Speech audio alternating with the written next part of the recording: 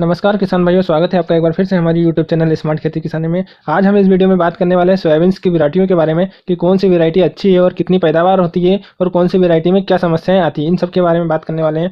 यदि अभी तक आपने मेरा चैनल सब्सक्राइब नहीं किया हो तो प्लीज़ सब्सक्राइब कर लें और बेल आइकन दबाएं ताकि आने वाला वीडियो का नोटिफिकेशन आपको मिलता रहेगा। तो किसान भाइयों, आइए अब बात करते हैं JS 2034 सोयाबीन के बारे में। तो किसान भाइयों, इसके फूल की बात करें तो इसमें सफ़ेद कलर का फूल आते हैं और इस वैरायटी की हाइट की बात करें तो इसकी हाइट काफ़ी कम रहती है। उसी के साथ इसके पौधे की फलियों को देखा जाए तो इसमें फलियां बिल्कुल रुएदार फलियां नहीं होती है किसान भाइयों, मतलब इसकी जो फली होती है वह चिकनी होती है। उसी के साथ इसके दाने के आकार की बात करें तो इसका बड़े आकार का दाना होता है और इसकी भी नाभि काली होती है। अब अगर इसके पकने की अवधि की बात की जाए तो मध्यम अवधि में पकने वाली वैरायटी है। मतलब मध्यम अवधि मतलब दिन की बात करें तो लगभग 88 दिन से 90 दिन में यह पककर आसानी से तैयार हो जाती है और कम बारिश में भी इस वैरायटी का अच्छा पकाव देखा गया है। अब इसकी आगे और डिटेल में बात करें तो किसान भाइयों, इसका जो पत्ता होता है वह गोलाकार होता है और इसके फल की बात करें तो इसमें गुच्छेदार फल होते हैं। और अब रोग प्रतिरोध क्षमता की बात की जाए जो कि किसान भाइयों के लिए काफ़ी उपयोगी होती है, तो इसमें काफ़ी अच्छी रोग प्रतिरोध क्षमता देखी गई है। खासकर जो बटल विटल चक्रभंग होता है उसे ये काफ़ी हद तक रजिस्ट करता है। और आगे देखें तो जो तना मक्खी होता है वो भी इसमें प्रतिरोधी है। लेकिन इल्लियों की बात करें तो इसमें इल्लियों का प्रकोप ज़्यादा रहता है क्योंकि इसकी जो फलियाँ होती है वो चिकनी होती है। और वो किस कारण होता है किसान भाइयों, क्योंकि इसकी जो फलियाँ होती है वो रुएदार नहीं होती है, इसी कारण इसमें ये समस्याएँ होती है। तो इल्लियों का इसकी फलियों पर ज़्यादा प्रकोप देखा गया है। अब इसकी अवधि की बात करें तो यह बाकी सभी वैरायटियों से कम होने के कारण इसकी जो एवरेज यील्डिंग है वो काफ़ी अच्छी है। यदि एवरेज की बात करें तो सरकार के द्वारा इसे एवरेज 18 से 20 कुंटल प्रति हेक्टेयर के हिसाब से इसका एवरेज देखा गया है, जो कि काफ़ी अच्छा होता है। कम दिन की अवधि की फसल में इसका एवरेज अच्छा है। ये तो बात हो गई है हमें JS 2034 की। अब आगे बात करते हैं हम जो नई वैरायटी है उसकी VS 6124 के बारे में। अब बात करते हैं VS 6124 के बारे में। तो किसान भाइयों, ये वैरायटी तो काफ़ी पुरानी है लेकिन अभी के समय में ये काफ़ी पॉपुलर हो रही है हमारे किसान भाइयों के बीच में। इसका पॉपुलर होने का कारण यह है कि इस वैरायटी की खास बात यह है कि इसकी हाइट काफ़ी अधिक होती है। उसी के साथ साथ इसकी जो पौधा होता है वो काफ़ी अच्छे तरीके से ग्रोथ करता है। अगर हम इसकी पकने की अवधि की बात करें या दिन की बात करें तो लगभग 90 से 95 दिन में ये आसानी से पककर तैयार हो जाती है। और अब हम इसके एवरेज की बात करें तो ये 20 से 25 कुंटल प्रति हेक्टेयर के हिसाब से इसका एवरेज दिया गया है। अब इसकी कुछ और डिटेल में देखें तो जो फूल है वो बैंगनी कलर के होते हैं और इसकी जो हाइट होती है वो काफ़ी अधिक होती है। और अब इसके पत्तों का आकार देखा जाए तो बिल्कुल लंबा होता है, जैसे कि आपने देखा होगा JS 9305 होती है उसी टाइप से इसके पत्ते होते हैं। लेकिन इसका जो फल या फलियां आती है वो 3 से 4 एक साथ आती है और इसके अंदर ज़्यादा फलियां की संख्या में 3 से 4 दाने वाली फलियां होती है। 2 दाने की फलियां बहुत कम देखने को मिलती है किसान भाइयों, ये हमारे लिए बहुत अच्छा है। और साथ साथ इसमें रोग प्रतिरोध क्षमता अच्छी होती है। और इसकी एक और ख़ास बात यह है कि इसकी जो अंकुरण क्षमता होती है वो बाकी सभी वैरायटियों से ज़्यादा होती है। मतलब आप की बिजाई करने के बाद 2 से 3 दिन में अंकुरण हो जाती है और आपके खेत में दिखना चालू हो जाती है। और बाकी वैरायटियों को और समय लगता है बाहर निकलने में, लगभग 12 से 16 घंटे में वो बाहर निकलती है।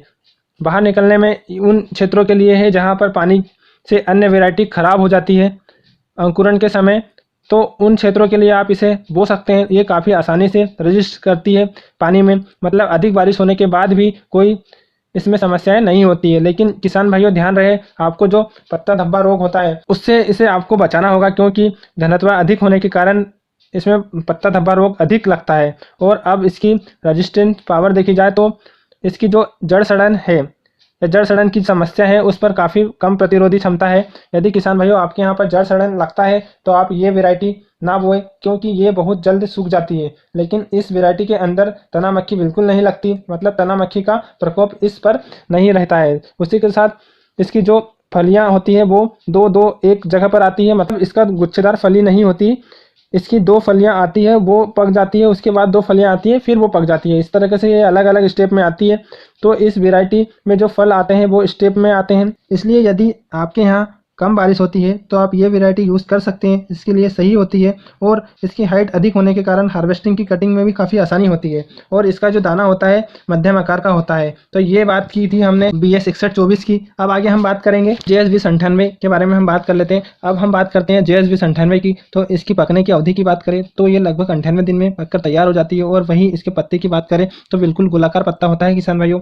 अब और थोड़ी डिटेल में जाने तो इसके जो फूल होते हैं वो बिल्कुल सफ़ेद कलर के होते हैं और दाने का आकार की बात करें तो ये मध्यम आकार का दाना होता है और इसकी जो फलियां होती है वो रुएदार होती हैं और इसमें चारकोल रॉट की समस्या बिल्कुल नहीं आती है। और इसकी खास बात यह है कि ये जो जड़ सड़न होती है उसको ये काफ़ी अच्छे से रजिस्ट करता है। और ध्यान रहे जब इस वैरायटी में फूल आते हैं तब आप इसे संभाल लेते हैं, मतलब जब आप फूल आते समय आप इसे ध्यान दें तब इसमें इल्लियों का प्रकोप नहीं लगने देते हैं।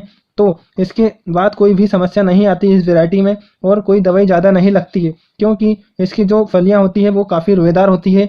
इसमें तम्बाकू इल्ली का प्रकोप नहीं होता है, मतलब आपके यहाँ तम्बाकू इल्ली का प्रकोप अधिक होता है तो ये वैरायटी काफ़ी अच्छी है आपके क्षेत्र के लिए। उसी के साथ इसमें फलियों की मात्रा भी काफ़ी अधिक होती है, लेकिन लंबे समय तक यदि पानी नहीं गिरता है तो आपके दाने बारीक होने की समस्याएं होती है। और अब इसकी एवरेज की बात की जाए तो 23 से 25 प्रति हेक्टेयर के हिसाब से इसका एवरेज बताया गया है। अब इसके आगे बात करते हैं RVS 2001-18 की। तो किसान भाइयों इसके बारे में बात कर ले तो किसान भाइयों हम एक और वैरायटी के बारे में बात करेंगे जो अभी के क्षेत्र में वो बिल्कुल नई आई हुई है, जिसका नाम है RVS 2001-18। अब बात करते हैं इसके बारे में, पूरी डिटेल में जानेंगे। अभी तक यदि आपने मेरा चैनल सब्सक्राइब नहीं किया हो तो प्लीज़ सब्सक्राइब कर ले और बेल आइकन दबाएं ताकि आने वाला वीडियो का नोटिफिकेशन आपको मिलता रहेगा। ये अभी के क्षेत्र में नहीं है, इसकी थोड़ी सी जानकारी प्राप्त कर लेते हैं। अब अगर इसके दाने की बात करें तो हल्की लाल नाभि वाला इसका दाना आता है और इसका दाने का आकार की बात करें तो किसान भाइयों इसका मध्यम आकार का दाना होता है।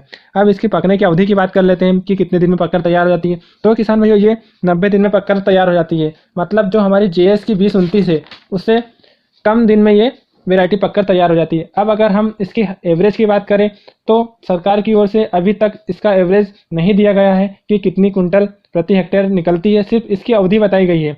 और इसके जो पौधा का कलर होता है वो काफ़ी फ्रेश दिखता है, मतलब इसके पत्ते की काफ़ी अच्छे रहते हैं और इसके पौधे की हाइट काफ़ी अच्छी होती है और उसी के साथ इसका आकार काफ़ी बड़ा होता है। और अगर हम इसके फूल की बात करें तो इसके अंदर भी सफ़ेद फूल आते हैं और इसकी गुच्छेदार फलियां होती है।